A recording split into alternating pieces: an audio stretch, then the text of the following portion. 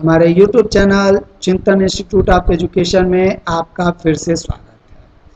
हम लोग आज संस्कृत व्याकरण के अंतर्गत संस्कृत अनुवाद के बेसिक्स को पढ़ा जा रहा है, आधारभूत तत्वों को पढ़ा जा रहा है। इसी क्रम में आज से हम प्रमुख लकारों का प्रारूप पे चर्चा करेंगे। जो बताया गया था कि आपके प्रमुख 5 लकारों के जो प्रारूप हैं, हम लोगों ने बताया था कि 5 आपके प्रमुख लकारों को इधर हम लोग पढ़ते हैं और इनको ज़्यादातर क्या है कि याद करने में कभी कभी दिक्कतें आती हैं। तो हम अपने चैनल में हमेशा प्रयास करते हैं कि आपके लिए हम लोग कुछ नई चीज़ें लाएं और नए तरीके से लाएं।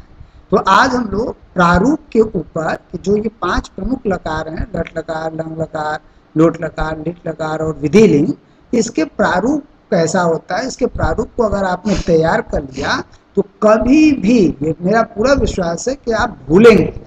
तो इसलिए आपको इसके प्रारूप को समझना चाहिए कि ये किस प्रारूप को लेकर चल रहा है। ये हम लोग बार बार कहते हैं कि ये हम लोग वीडियो जब बनाते हैं तो किसी व्यक्तिगत एक एग्ज़ाम को ध्यान में रखे हुए नहीं बनाया जाता। हम लोग सीटेट के एग्ज़ाम के लिए, टेट के लिए, एसटेट के लिए, टीजीटी, पीजीटी जो हिंदी और संस्कृत के बच्चे हैं, डीएसएसबी की तैयारी संस्कृत वाले, साथ ही साथ पीटीसी के बच्चों के लिए ये टॉपिक बहुत ही काम के हैं। अतः इतने सारे बच्चों के लिए, साथ ही साथ जो नेट की भी तैयारी करते हैं बच्चे संस्कृत विषय से, उनके लिए भी ये बहुत ही काम का है। तो कोई दिक्कत नहीं, आपको आज इनके प्रारूप से हम परिचित कराते हैं। भाई रूप तो सभी लोग बताते हैं, लेकिन इनके प्रारूप क्या है ये बहुत कम लोग बताते हैं।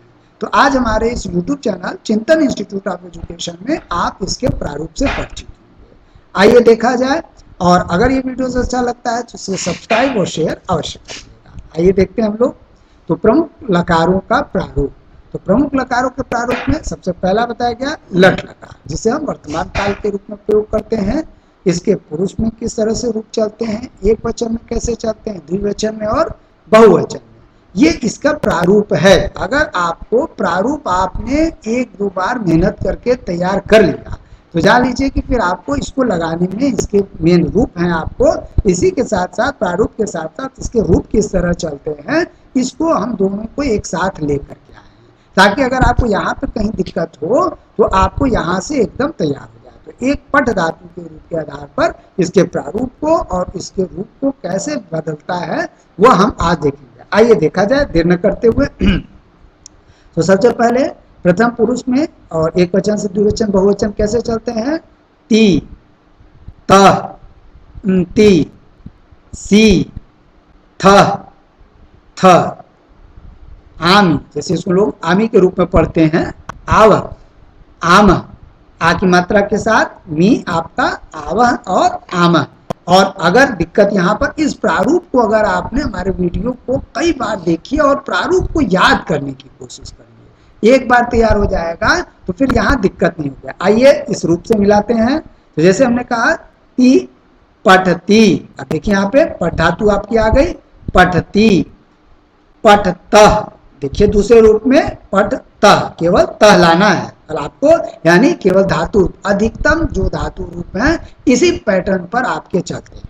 आइए देखा जाए कि आगे क्या है आपका, ती, तो पठंती, पठसी, यहाँ पे देखिए सी है आपका, पठसी, पठतः, पठत, पठामी, आमी देखिए बताया था मैंने, आमी, पठावह, केवल पठ धातु लगाना है और प्रारूप आपका तैयार है। अगर दूसरी भाषा हम कहें तो केवल प्रारूप आपको तैयार करना, सब कुछ पका पकाया है ना, बहुत दिक्कत नहीं आनी है आपको। पठावह और इसी के साथ पठामह। अब इसका वाचन हम करते हैं कैसे, प्रारूप मुझे उम्मीद है समझ में आ गया होगा, पूरा एक एक शब्द के साथ बताया गया मैच करते हुए।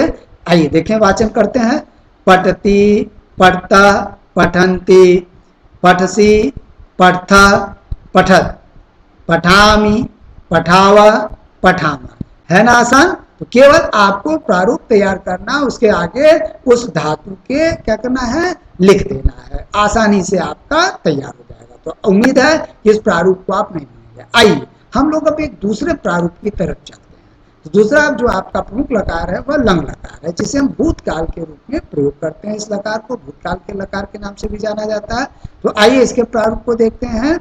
अ आपका डैश, त, अ, त, इसमें प्रायः हमेशा इस लंग लकार में प्राय हम लोग अ का प्रयोग करते हैं और उसके पीछे क्या करते हैं कि प्रत्यय फिर हम प्रयोग करते हैं। तो यहाँ पे सभी के आगे आप ध्यान से देखेंगे लंग लकार में अ रूप आपका चलता है और तत्पश्चात आपका धातु और प्रत्यय के हम प्रयोग करते हैं। आइए देखा जाए इसमें।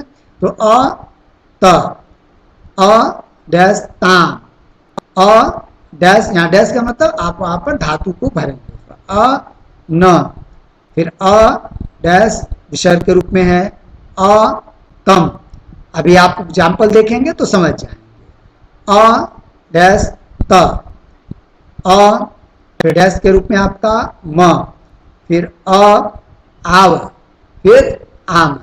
चलिए यहाँ पर आप ध्यान से देखेंगे, मतलब इसी रूप में लगभग पांचों लकारों में सबसे ज्यादा बच्चे दिक्कत इसी रूप में करते हैं, क्योंकि ज्यादातर में बाकी में विसर्ग चलता है, लेकिन यहाँ पर आप ध्यान से बहुत महत्वपूर्ण बात देखेंगे तो केवल मध्यम पुरुष में आपका क्या होता है, विसर्ग का प्रयोग होता है। बाकी इसके किसी भी रूप में हम विसर्ग का प्रयोग नहीं करते हैं, इसीलिए बहुत ज्यादा यह रूप पूछा जाता है।